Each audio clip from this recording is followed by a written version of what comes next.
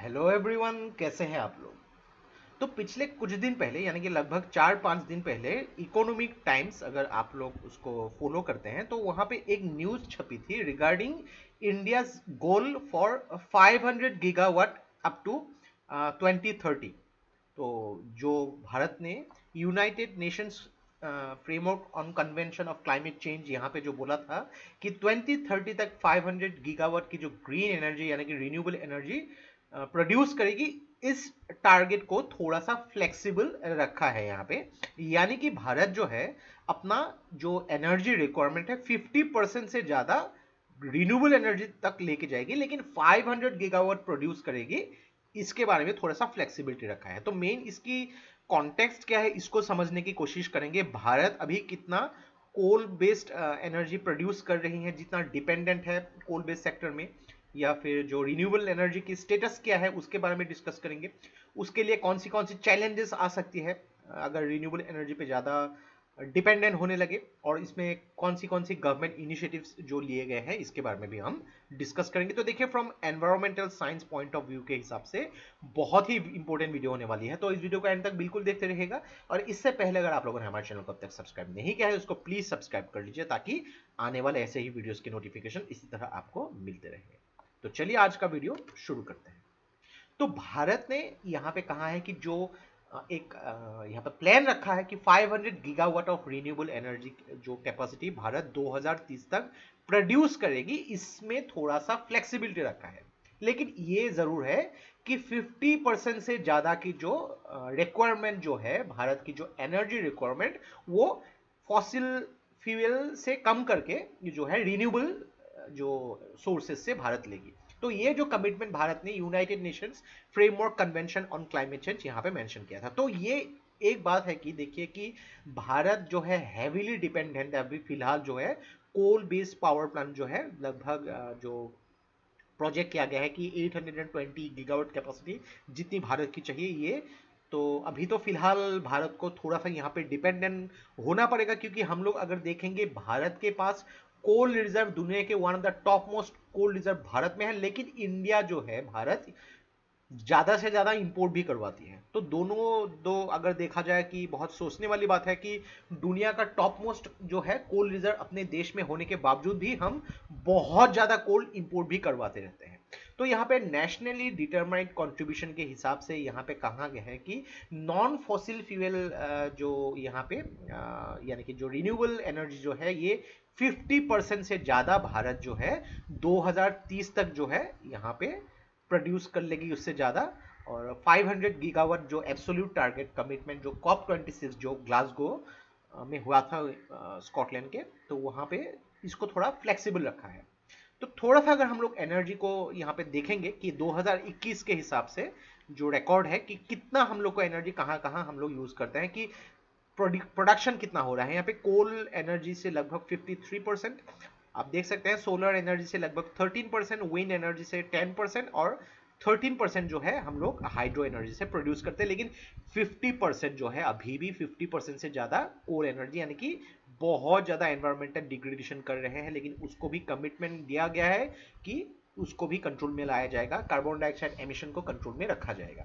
और 2030 तक की जो फोरकास्ट दिखाया गया है कि लगभग भारत 817 गीगावाट जो है प्रोड्यूस कर लेगी। उसमें से ये कोल एनर्जी जो है 33% तक कम हो जाएगी। आप देख सकते हैं 34% जो है सोलर एनर्जी, 17% जो है विंड एनर्जी, 9% जो है आपके यहाँ पे जो है लगभग हाइड्रो एनर्जी, यानी कि जो रिन्यूएबल एनर्जी 60% से भी ज्यादा 2030 तक भारत हासिल कर लेगी। तो अगर 60% से भी ज्यादा भारत हासिल कर लिया गया यहाँ पे, तो पॉसिबिलिटी है कि जो 500 गीगावाट का जो टारगेट ये एग्जैक्टली टच ना कर पाए, यानी कि 450 से लेके 470 गीगावाट भी होगा, लेकिन भारत जो है अपनी एनर्जी रिक्वायरमेंट को जो है आधा से ज्यादा जो है फ्रॉम रिन्यूएबल सोर्सेज से ले लेगी। तो ये भी बहुत इंपॉर्टेंट है, लेकिन डिपेंडेंसी ऑन कोल फ्यूल या फिर फॉसिल फ्यूल को कम करना ही होगा यहाँ पे। नेक्स्ट अगर देखेंगे प्रेजेंट स्टेटस पे रिन्यूएबल एनर्जी की, तो अभी रिन्यूएबल एनर्जी की जो प्रेजेंट स्टेटस लगभग 151 गीगावाट जो है, उसमें विंड पावर जो है लगभग 40 gigawatt, solar power 50 gigawatt, bio power जो है 4.161 गीगावाट, स्मॉल हाइड्रो पावर लगभग 4.83 गीगावाट, और जो लार्ज हाइड्रो पावर 46.151 गीगावाट। तो ये आपको आप आइडिया लगा सकते हैं कि solar power, then wind power और लार्ज हाइड्रो पावर काफी Bharat energy from the renewable sources produce कर रही है। तो इनको और भी आगे लेके जाना है। लेकिन यहाँ पे देखें कि सोलर पावर जो कैपेसिटी का अगर हम लोग देखेंगे सोलर पावर, तो 5 सोलर पावर जो है भारत जिसकी एग्रीगेट कैपेसिटी 37 गीगावाट तक बढ़ाने के लिए अप्रूवल दिया गया है यहाँ पे। तो सोलर पावर जो है पावागढ़ लगभग 2 गीगावाट की प्रोडक्शन करती है, कुर्नूल 1 गीगावाट, और भादला जो फेज 2 में 648 मेगावाट। तो टॉप 5 ऑपरेशनल सोलर पावर है जो लगभग भारत को 7 गीगावाट जो सोलर पावर प्रोडक्शन करके देती है। उसके अलावा दुनिया का largest renewable energy park of 30 gigawatt जो है, जहां पे सोलर और विंड हाइब्रिड प्रोजेक्ट, यानी कि वहां पे सोलर प्रोजेक्ट भी होंगे और हाइब्रिड प्रोजेक्ट भी होंगे, वो अंदर इंस्टॉलेशन है गुजरात में। और दूसरी बात लेटेस्ट जो है वेरी इंपॉर्टेंट, मध्य प्रदेश में मैंने इसके ऊपर भी एक वीडियो बनाया था कि लार्जेस्ट, दुनिया का largest floating solar power plant, यानी कि नदियों जो नर्मदा रिवर है, खंडवा डिस्ट्रिक्ट ऑफ मध्य प्रदेश, वहां पे दुनिया का सबसे बड़ा फ्लोटिंग सोलर प्लांट जो है इंस्टॉलेशन की जाएगी। लगभग 600 मेगावाट तक की जो है सोलर एनर्जी प्रोडक्शन वहां पे किया जाएगा। यहाँ पे नेक्स्ट अगर देखेंगे मेन चैलेंजेस, देखें अभी हम लोग पूरी तरीके से रिन्यूएबल एनर्जी सोर्सेस को यूज करने में सक्षम नहीं है। तो उसके लिए जो भी टेक्नोलॉजी चाहिए उसके लिए भारत रेडी नहीं है। तो बहुत ज्यादा इंपोर्ट हम लोग को करना पड़ता है। जो मॉड्यूल हो गई या फिर फोटोवोल्टिक सेल हो गई, वो भारत अभी नहीं कर पा रहा है यहाँ पे।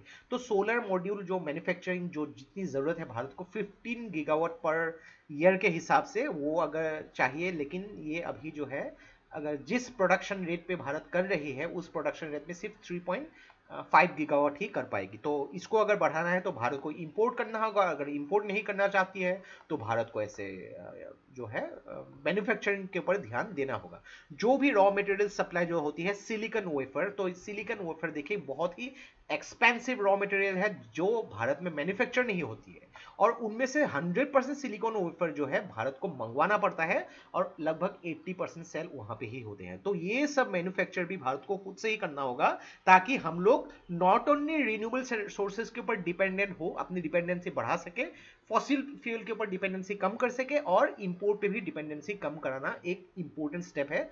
दोनों एक साथ रिलेटेड है यहाँ पे। तो ये जो अगर रिन्यूएबल एनर्जी इकोसिस्टम को डेवलप करनी है तो यहाँ पे बाकी सब यहाँ पे मॉड्यूल को भी यहाँ पे सही करनी होगी। तो थोड़ा सा अगर गवर्नमेंट इनिशिएटिव्स हम लोग देखेंगे, जो प्रोडक्शन लिंक इंसेंटिव स्कीम जो मैन्युफैक्चरर के लिए सपोर्ट किया गया है यहाँ पे, तो देखिए यहाँ पे मैन्युफैक्चरर को high efficiency solar photovoltaic modules के लिए यहाँ पे काफी कुछ प्रोडक्शन लिंक इंसेंटिव स्कीम के हिसाब से इंपोर्टेंस दी गई है। यहाँ पे डोमेस्टिक कंटेंट रिक्वायरमेंट अगर बात करेंगे, ministry of new and renewable energy काफी कुछ चीजें यहाँ पे काम कर रही है। Central public sector undertaking scheme phase 2, PM Kusum scheme, then grid connection rooftop solar programme phase 2। तो गवर्नमेंट ने काफी सारे सब्सिडीज दिए हैं ताकि ज्यादा से ज्यादा रिन्यूएबल एनर्जी सोर्सेज के साथ अवेयरनेस हो और प्रोडक्शन कर सके। Then modified special incentive package scheme, जिसको शॉर्ट फॉर्म में एमसिप्स भी बोला जाता है। तो मेनली देखिए यहाँ पे capital expenditure regarding the photovoltaic sales की प्रोडक्शन के लिए सब्सिडी दी जाएगी यहाँ पे, और 20% इन्वेस्टमेंट जो है स्पेशल इकोनॉमिक जोन, और 25% तक की नॉन स्पेशल इकोनॉमिक जोन के लिए यहाँ पे सब्सिडीज दी जाएगी। तो मेनली देखिए कि रिन्यूएबल एनर्जी की तरफ हम लोग को जाना पड़ेगा, रिन्यूएबल एनर्जी सोर्सेज को ज़्यादा प्रोडक्शन में लाना पड़ेगा, लेकिन उसको प्रोडक्शन करने के लिए जो भी टेक्नोलॉजी चाहिए, उसकी मेंटेनेंस चाहिए, जो रॉ मटेरियल्स चाहिए, ये भारत अभी दूसरे देशों से मंगवा रही है। तो इमीडिएटली ऐसा हो सकता है कि 2030 तक एग्जैक्टली जो 500 गीगावाट जो है प्रोडक्शन ना कर पाए, थोड़ा सा कम हो सकता है, लेकिन 50% से ज्यादा की जो हम लोग शेयर रिन्यूएबल सोर्सेज से ले सकते हैं। अगर हम लोग यहाँ पे अगर देखेंगे कि अगर हम लोग को भारत को यहाँ पे 500 गीगावाट की प्रोडक्शन करनी होगी रिन्यूएबल एनर्जी सोर्सेज और टेक्नोलॉजी के ऊपर ध्यान देना होगा, तो इस सिस्टम को भी यहाँ पे बहुत इंपॉर्टेंस देनी होगी, ताकि भारत जो है इंपोर्ट को कम कर सके, यहाँ पे खुद से ही मैन्युफैक्चरिंग कर सके। ये भी बहुत इंपॉर्टेंट है। एक दूसरे को यहाँ पे रेसिप्रोकेट करेंगे। जितना ज्यादा हम लोग खुद से मैन्युफैक्चर करेंगे उतनी ही ज्यादा यहाँ पे जॉब्स निकलेगी, यहाँ पे इकोनॉमिक यहाँ पे डेवलपमेंट होगी, और उतना ही ज्यादा यहाँ पे सस्टेनेबल तरीके से भी डेवलपमेंट हो सकती है। तो ये था हम लोग का कंप्लीट एनालिसिस रिगार्डिंग जो भारत ने 500 gigawatt of green energy production की बात कर रही थी 2030 तक। ये फ्लेक्सिबल हो सकती है, लेकिन ज्यादा से ज्यादा 50% से ज्यादा हम लोग डिपेंडेंसी रिन्यूएबल एनर्जी तक, रिन्यूएबल एनर्जी में 2030 तक हो जाएंगे। तो आशा करते हैं इस टॉपिक से आपको बहुत कुछ चीजें सीखने को मिला होगा। और ये वीडियो अगर आप लोग को अच्छा लगे इसको प्लीज लाइक कीजिए, इसको सब्सक्राइब कीजिए, इसको शेयर कर दीजिए। तो आज के लिए बस इतना ही। Take care, thank you and जय हिंद।